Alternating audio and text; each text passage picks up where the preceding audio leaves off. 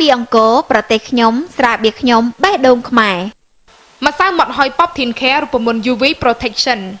Insulai អាហារូបត្ថម្ភដែលមានគ្រប់ជីវជាតិសម្រាប់សុខភាពឪពុកម្ដាយជាទីស្រឡាញ់របស់អ្នក អមរិតនៅជាមួយអ្នកដើម្បីអ្នក ដូលីប្រានបំបត្តិឈឺក្បាលឈឺចាប់ពីមរដូវនិងគ្រុនក្តៅ Chevrolet Cruze 2013 ថ្មីទំនើបទាន់សម័យកម្លាំងខ្លាំងស៊ីប្រេងតិចគុណភាពខ្ពស់ស័ក្តិសមបំផុតសម្រាប់យុវវ័យសម័យថ្មី អូរ៉ៃវិមានភ្នំពេញលំនៅឋាននៃសុភមង្គលគម្រោងអភិវឌ្ឍលំនៅឋានរបស់ក្រុមហ៊ុន Lee Hua Group EasyCom គឺជាក្រុមហ៊ុនអ៊ីនធឺណិតល្អផ្ដាច់គេនិងធំជាងគេបង្អស់នៅកម្ពុជា ទឹកដោះគោស្រស់ 100% Lee Hua ហាងបញ្ចាំទទួលបញ្ចាំចលនាវត្ថុនិងអចលនវត្ថុ Belty មានបង្រៀនចំណេះទូទៅភាសាអង់គ្លេសទូទៅថ្នាក់ជំនាញឯកទេសថ្នាក់កុំព្យូទ័រថ្នាក់ត្រៀមប្រឡងតេស្តអន្តរជាតិទូរស័ព្ទលេខ 023 99 99 86 023 99 99 75 Website www.belty.edu.kh CP ធ្វើឲ្យជីវិតកាន់តែប្រសើរឡើង បាទប្រិយមិត្តទូរទស្សនិកជនជាទីគោរពនិងជាទីមេត្រីសម្រាប់ការវិភាគព័ត៌មានសម្រាប់ពេលវេលាព្រឹកនេះខ្ញុំបាទក៏ចង់យករឿងចម្លែកមួយដែលតាក់ទងទៅបញ្ហាផ្ទាល់ខ្លួនរបស់គ្រួសាររបស់លោកប្រធានាធិបតីអូបាម៉ាដែលជាប្រធានាធិបតីរបស់សហរដ្ឋអាមេរិកដើម្បីមកជម្រាបជូនប្រិយមិត្តលោកទស្សនាក៏ដូចជាស្ដាប់កំសាន្តអំពីអ្វីទៅដែលហៅថា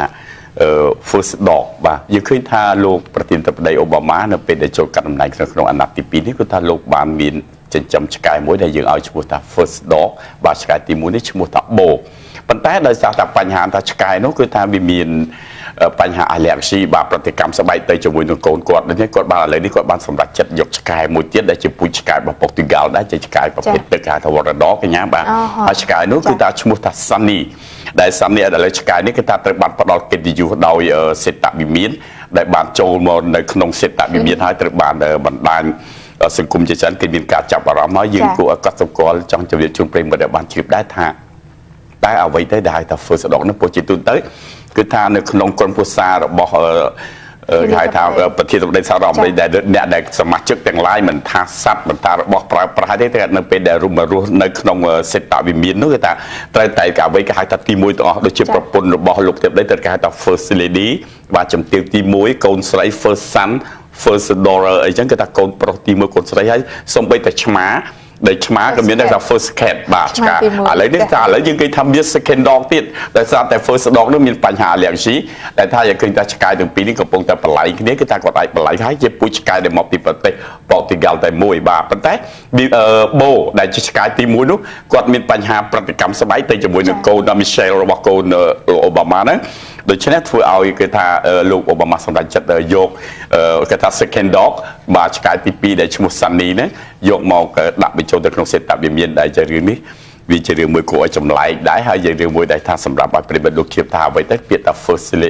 the first son ឬក៏ហើយជាពិសេសទៀតកម្មវិធីយើងក៏បានជម្រាបជូនដែរក្នុងរយៈពេលដែលលោកប្រធានាធិបតីបារ៉ាអូបាម៉ាមកទូចសម្រាប់កម្ពុជាសូម្បីតែរថយន្តឬក៏កប៉ាល់ហោះក៏គេឲ្យឈ្មោះដូចយើងឃើញ Air Force One ដែលខ្ញុំធ្លាប់បានជម្រាបអំពីការធ្វើដំណើរទស្សនកិច្ចរបស់លោកអូបាម៉ាមកកាន់កម្ពុជាហើយសូម្បីតែរថយន្តរបស់គាត់ជិះក៏គេឲ្យឈ្មោះថា Guardian Lamon ដែរដូច្នេះមានន័យថាអ្វីដែលសម្រាប់ប្រធានាធិបតីសហរដ្ឋអាមេរិកដែលជាប្រធានាធិបតីលើលោកនេះយើងគេថាអ្វីក៏ទី1អ្វីក៏កំពូលដែរបាទដូច្នេះយើងឃើញតែរូបភាពដែលបង្ហាញនេះគឺយើងគាត់ថាជាការគេថាជូនព័ត៌មានចំពោះប្រជាជនឲ្យបានជ្រាបកំសាន្តអ្វីទៅដែលជាថារបស់របរសត្វឬក៏មនុស្សដែលចូលទៅរស់ក្នុងសេតវិមានដែលជាក្រុមគ្រួសាររបស់លោកប្រធានាធិបតីនោះគឺត្រូវបានគេចាត់ទុកថាជាចំណាត់ថ្នាក់លេខ1តែម្ដងបាទ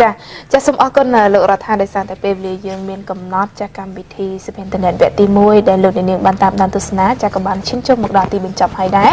នៅវគ្គក្រោយចាលោករដ្ឋានិងកញ្ញាតា